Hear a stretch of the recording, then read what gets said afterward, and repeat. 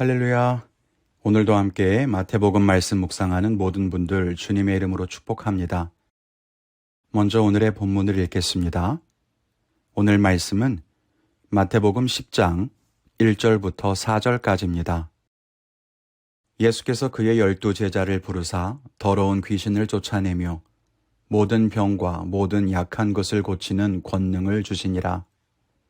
12사도의 이름은 이러하니 베드로라 하는 시몬을 비롯하여 그의 형제 안드레와 세베대의 아들 야고보와 그의 형제 요한, 빌립과 바돌로메, 도마와 세리마테, 알페우의 아들 야고보와 다데오, 가나나인 시몬 및 가룟 유다 곧 예수를 판 자라.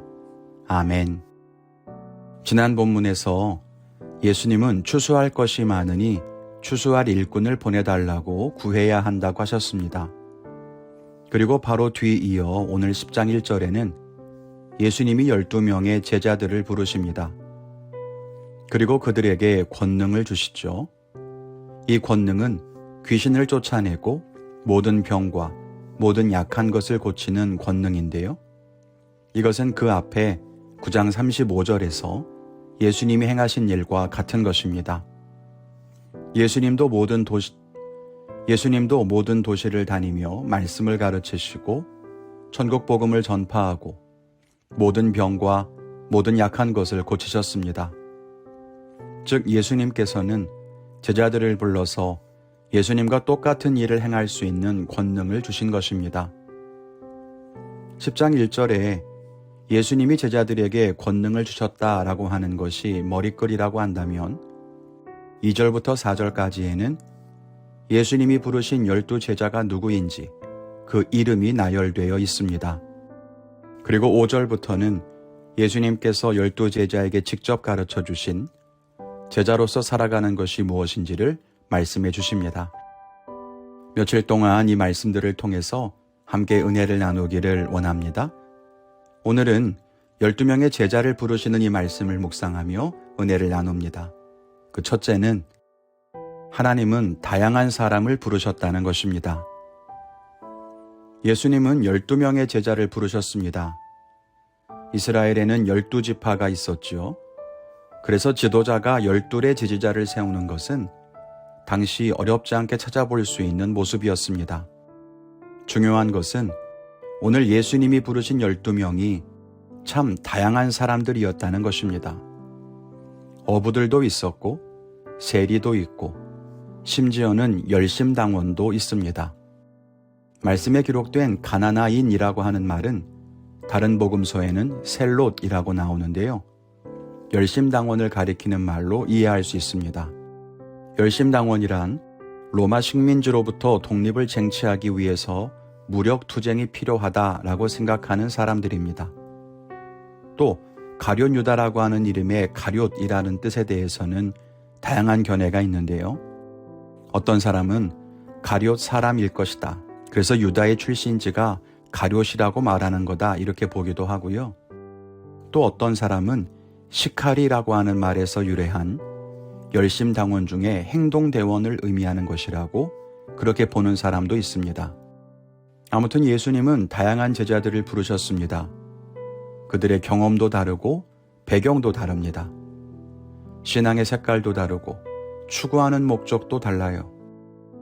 열심당원처럼 무력을 통해 독립을 이루길 바라는 사람들이 예수님에게 바라는 모습과 다른 제자들의 기대는 다를 수밖에 없겠죠. 왜 하나님은 이렇게 다양한 제자들을 한데 모으셨을까요? 같은 생각과 기대를 가진 사람들끼리 모여도 갈등이 있고 다툼이 생기기 마련인데 다른 사람들끼리 모이면 얼마나 힘들었을지 짐작할 수가 있습니다. 그런데 왜 예수님은 서로 다른 사람들을 부르셨을까? 하나님은 서로 다른 사람들이 하나가 되는 것을 기뻐하시기 때문입니다. 얼마 전 금요 설교 시간에 말씀드렸던 적이 있는데요. 하나님을 삼위일체라고 부르잖아요.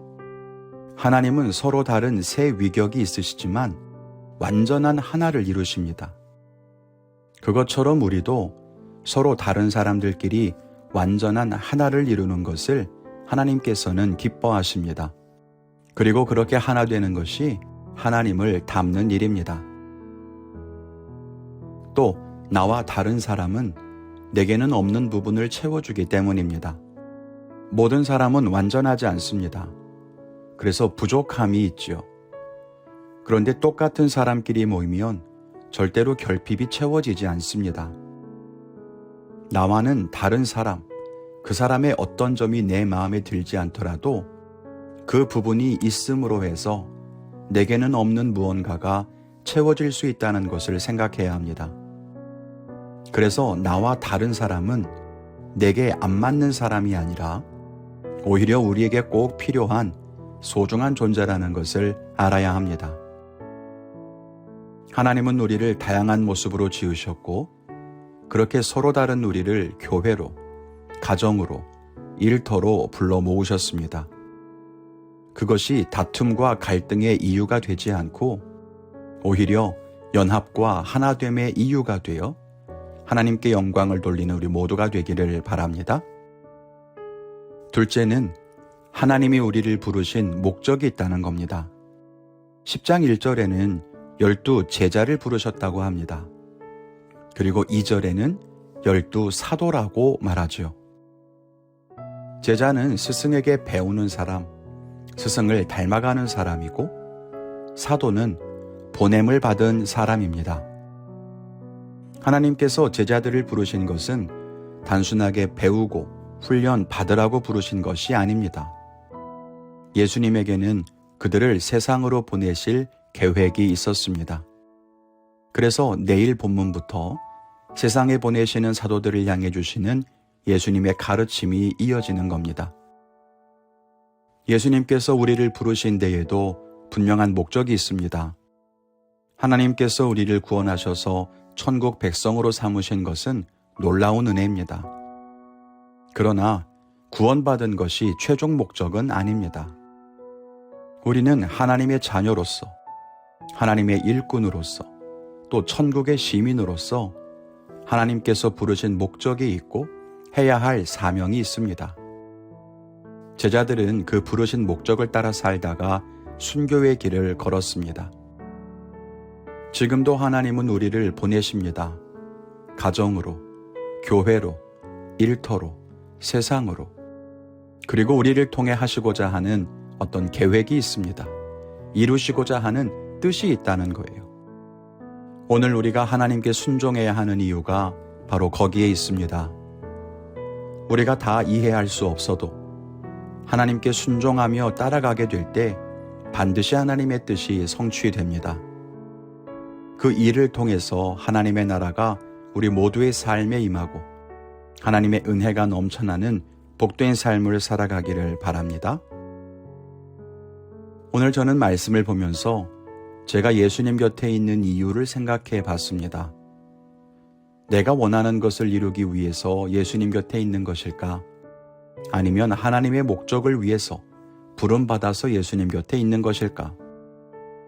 사명을 감당한다고 하면서도 여전히 내 목적을 이루기 원하는 마음은 회개하고 오늘 하루 나를 보내시는 곳에서 하나님의 목적대로 쓰임받는 하루가 되기를 기도하겠습니다.